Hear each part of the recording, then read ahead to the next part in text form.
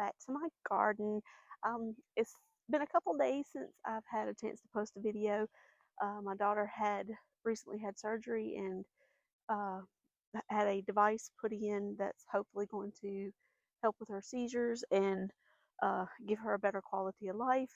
So we've been kind of dealing with that, and everything's good. She's perfectly fine. So no worries on that front. We just have to wait a couple weeks before they actually turn the device on. But she's great. She's inside resting, so we're all good.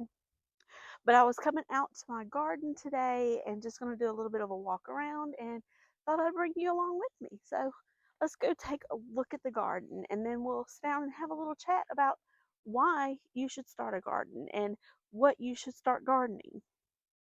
Alrighty, y'all. Well, everything is looking really, really nice. Everything's growing beautifully. Even this, despite the fact that we had 2 nights that we got down to about 48 degrees, I believe it was.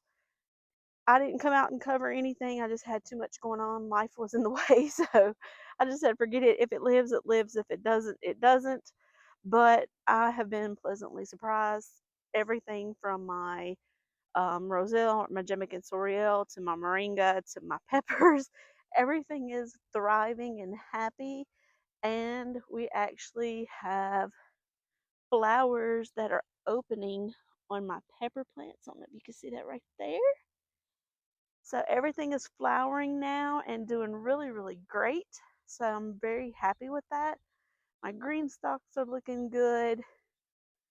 The corn, my green beans that I planted up here, these are bush beans that are planted in with this Jamaican Soriel or Roselle. This is my companion planting that I'm doing with that. Not too many bugs here or too many insects here really attack my Jamaican Soriel too much, but just in case, I have a few marigolds in there, and then I have bush beans planted throughout it, and then at the ends I have two saffron plants. So but all my tomatoes are looking really, really nice. The onions are coming along, my corn. I did lose a couple. I think it was more due to root rot because this bed got really, really wet and saturated fast when we had heavy rains the other night.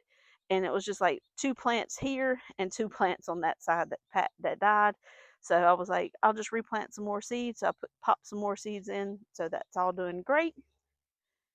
My butternut squash is getting on up there and starting to head toward the trellis and get going.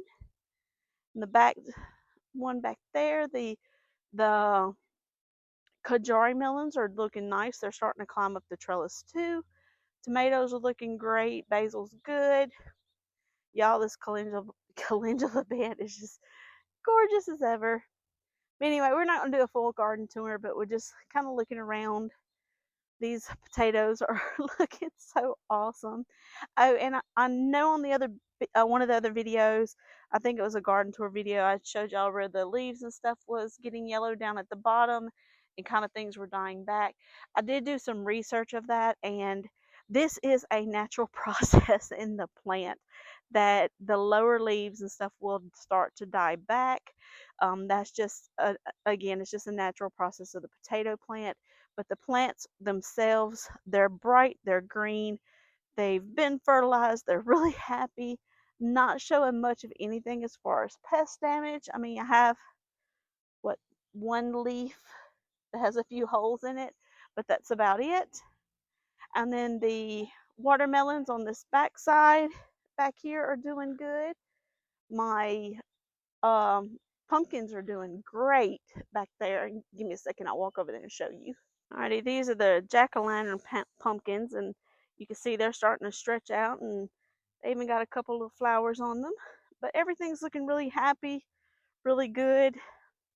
Alrighty, I appreciate everyone going on that little walk through the garden with me. Like I said, it's just been a couple days, so it was kind of good to, it was calming to the soul to get outside and to be able to walk through the garden and just see what was going on and how everything's growing. And oh, I almost forgot, on my garden tour videos, I'm gonna go ahead and spill the beans.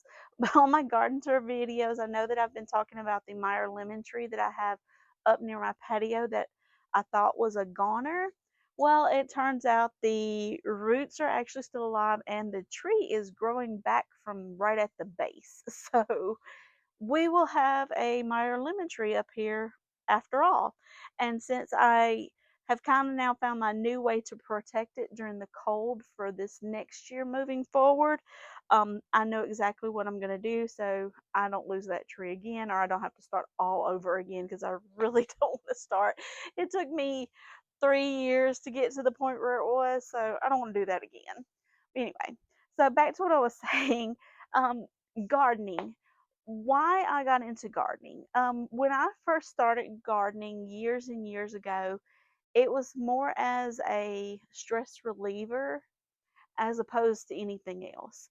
I wasn't really worried too much about the nutrition aspect of it or the healthy eating or any of that part of it. I was just doing it for me because I needed that stress relief from life, from work, from just everything in general. That was my moment to just be me and focus on one thing that didn't take much brain thought, much brain activity, I guess you could say. The least amount of brain power that I needed to use for it, it was great, and that was just something that I could go through the emotions of. So that's why I originally got into gardening. Well, here lately, over the past few years, I've actually stopped and thought, why do I continue to garden? And to be honest, the reason I continue to garden is because as I get older, I'm starting to become a little bit more health conscious, I guess you could say. Becoming a little bit more aware of different things that affect my health, different foods, different things like that. And as of this year, I want to become, it's my goal for this year to become healthier. Um, you can all see I'm a little bit on the bigger side. So I don't want to be a skinny stick. I just want to be healthy and normal weight and just be healthy altogether, I guess you could say. And that's just something I want to do. It's a goal for me, for myself for this year. And it's something that I want to do and something I want to stick to. And me extending my garden and expanding out is going to help me do that. One of the ways that it's going to help me do that is by knowing what I'm putting into the ground, what I'm putting into my garden, and putting into my plants for them to produce the fruit and the vegetables that they're producing. That's something that I know what's going to turn around and go into my body. So, with this being said, it is my goal to eat more from the garden and replace more of my meals of what normally would be okay, let's just go buy a box of pasta and cook it, or let's just go buy just something, a can of soup or something from the store and cook it. I don't want to do that anymore. I want to be more health conscious about things and try to supplement as many meals from my garden or from my backyard as I possibly can. And that's one of the things that I plan to do more of this year and moving forward. I also want to do this for my children. To be honest, my boys, they don't, well, really any of my kids and my husband, they don't really like to eat out a whole lot. They don't, we don't eat many fried foods or anything like that, and we're not one of those families that like to have fast food. So we rather a nice home cooked meal in front of you. So that's our thing, is like we rather have that. And so I know this isn't going to be a very hard transition to just completely phase that, all of that out, like all of the box things from the grocery store or the quick things from the grocery store. It's not going to be very hard to phase all those out, but I do know it's going to be a harder and harder situation or harder issue for me to put the effort and the knowledge into canning up more of my own items and to be more conscientious of the things that I'm cooking and what's going into it. But again, that's something that I plan to do more of this year. And I hope that I can bring each of you along with me as we go through that so I can show you what that's like for me. Um, just to follow me along on that journey to hopefully get my health under control and great. And then another thing that the gardening is going to help with is because this way I will be outside more. I will be a lot more active in my garden because I have more to take care of. Last year, I let like two of my beds rest for the year, so I was really only gardening out of one, two, three, four, maybe five beds I had, which again, this whole section back here behind me, I want to say probably 89% of this whole stuff back here is new. So I put a lot of work into it this year to the end of last year into this year. I put a lot of work into it to redo the whole thing to make it better, and I'm going to continue to put work into it because I want to expand it even more. But last year I wasn't gardening to my full potential, and this year that's one of the things that I plan to do is to garden to my full potential. So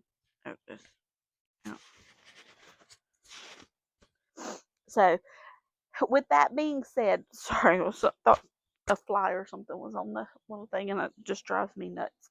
So, so with that being said, I wanted to ask the question: why should you garden, or why should you start a home garden, or why should you start a home garden in 2026? And I would like to give you what I think should be the answers to those questions, not only for the nutritional aspect, but for the physical exercise that you can put into it, but also because in today's world, that with the fruits and the vegetables that you get from the grocery store, there's so much stuff that possibly goes on those fruits and vegetables that are mass produced that you don't technically know what they're putting into it. There could be pesticides, there could be herbicides, there could be all kinds of things that is being put on those, like sprout inhibitors, things like that, to where you don't know what that stuff does to your body. I mean, it may say FDA regulated or anything like that. It may say all of that, and I'm sure that it is, but there's no way to know 100%, yes, this is okay for my body. With that being said, if it's coming from your backyard and you've put in the time and the effort to it, you can say, this is 100% great for my body because I grew it. I know what went into it. I know that what I put into it. And if you choose to put in a synthetic fertilizer, great. If you choose to go organic, great. Just that way you know what you're putting into your body. That way anything moving forward, that's it's you. So nobody can come and say anything to you, and you can't stop and say, "Oh, well, the the peppers from the grocery store made me sick," or whatever. You don't have to worry about that anymore because then you know what's coming out of your backyard. Another thing that another reason that you should start a garden, especially in 2026, is the cost.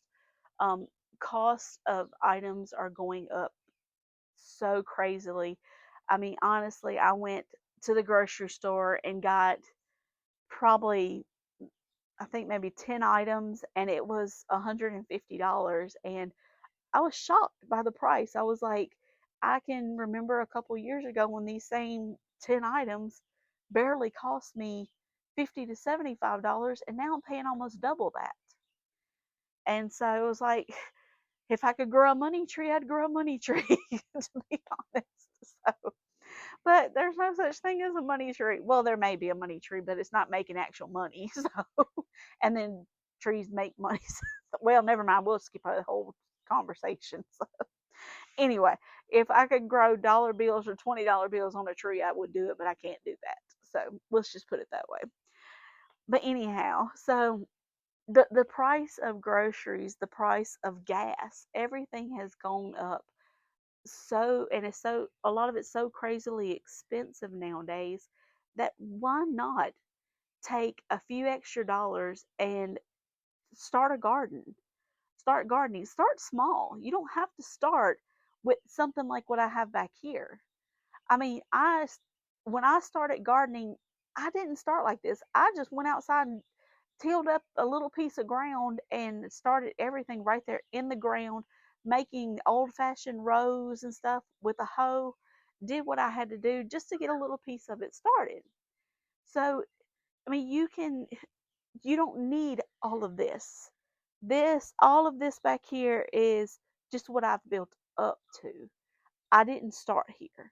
So you have to start somewhere. And I mean, if nothing else, you can go and get a couple of bags. I mean, you can.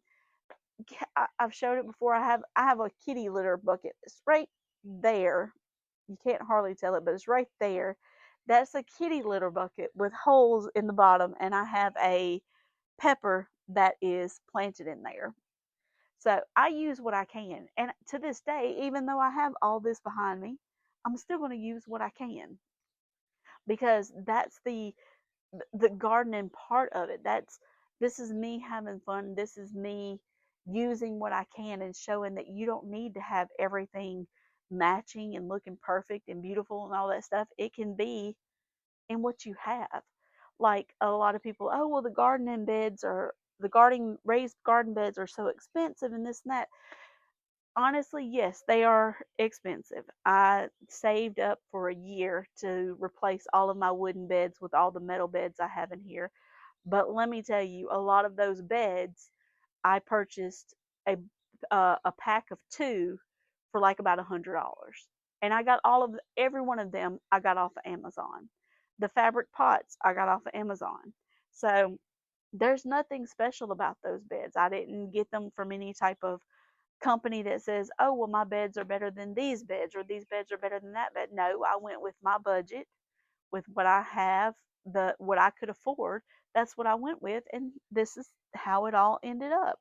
I mean, it may not be perfect to everybody, but it's perfect to me. And that's what I want, and that's what you should go for. I mean, just start somewhere. Start with one tomato plant, or start with one pepper plant, or two squash plants, because it's always better to have two or more squash plants because you'll never have a male and female flowers on the same. So that's a whole nother video, trust me. But two squash plants or something like that. Start with something that you really, really like. If nothing else, start with a small bed of strawberries, a little pot of strawberries. Start with herbs. Herbs are really, really great. And that's one way that you can really stop and think, well, what is one way without starting a huge garden that I can go ahead and improve the food quality and the food that I intake now? Herbs is a great, great example. You can go and buy seeds to start your own herbs, or you can go and buy little starts. And a lot of times you can get little starts from your local nursery. You can get them from the big box store. You can get them from just about anywhere. And you can grow the herbs that you use a lot of. I have thyme, English thyme. I have oregano. I have lemon balm. I have uh, blue butterfly peas right here in this bucket right there. That is chamomile right there. So if I wanted to, I have my own chamomile for my own chamomile tea. Calendula, I mean, any of your herbs, it's not hard at all. And a lot of the herbs don't take up very much space at all. So you can go and get a little small pot or a little herb bed if you want to do that, or look on Amazon, get you some little fabric pots and start some herbs on your back porch if you don't feel like you don't want to go out all out with the gardening. But just to get up and grow something is really, really great. So, and it already improves your health, it improves your physical being and your emotional being as well, because it helps to reduce the stress of your life, and it gets you out and physically moving to get that blood pumping in your system. Now, another reason to garden, especially in 2026, is your environmental aspects. Having a garden offers a safe haven. Well, if you're doing it organic, if you're doing this organically as organically as possible, it helps to diversify the uh the microbiology, I guess you could say, that's in the soil. It helps to provide um, a beneficial home for any of the it provides a home for any of the beneficial insects. It provides food for them. Um, a great example of that is right now is hummingbird season coming through. I have little hummingbird feeders where I make my I don't use the red dyed stuff they sell at the store. I just you go in and I make my own with water and sugar, and I come outside and I hang up my little I have three little hummingbird feeders throughout here, and every day I see more and more hummingbirds out here. I have all kinds of beneficial insects in my garden, from nasty little spiders. I don't like spiders, but they're great for your garden, to uh, lizards and frogs and things like that. I have it all. And I appreciate them. If they're there and they're doing their little thing, I'm letting them do their little thing. They're keeping my garden healthy, and my garden's keeping them healthy. So it's a give and take with that. And that helps the environment. That those the plants put the oxygen back out into the air, and things like that. So it's helping the environment, and it's really making the landscape pretty in the same way, because it gives me flowers to look at and to see how pretty they are. And I'm not really one to go and too much cut flowers or anything like that, but I do like to come outside and just look at them. Like my bed of calendula, I'm gonna start picking those really soon, because I dry those and I use them for some salves that I make. But right now I'm just enjoying their beauty. So I really encourage you to get out and start growing something, to grow herbs, to grow just something. And to start with, if you don't want to do the herbs, at least start with something that you like. If you like green beans, bush beans are some of the easiest plants to grow if you just remember to water them. And sometimes even then, you just the rain. So you have rain that will water them sometimes then. But I mean, you have bush beans, you have tomatoes, you have potatoes, you have peppers. A lot of these vegetables, the store bought version does not compare to what comes out of your backyard.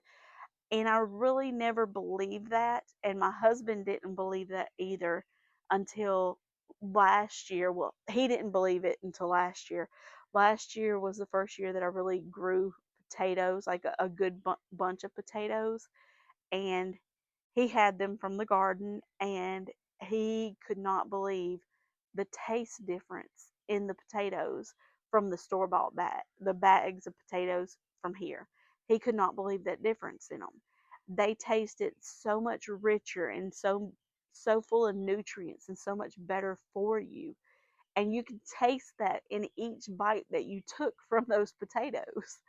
And it was just we've been eating tomatoes and peppers from the backyard forever, but just to have him say that and jump about the potatoes. And that was one of the things that he requested for this year, when I told him that I was going to redo my garden layout, expand and do different things. And he was like, well, are you planning to grow potatoes again? I was like, yeah. And he was like, well, how much space are we looking at? And he was like, well, I really like them, so I think maybe we should see about growing more. So I was like, okay, well, that's great. So henceforth, I have one one full 10-foot bed, a piece of a 6-foot bed, and then three buckets of potatoes.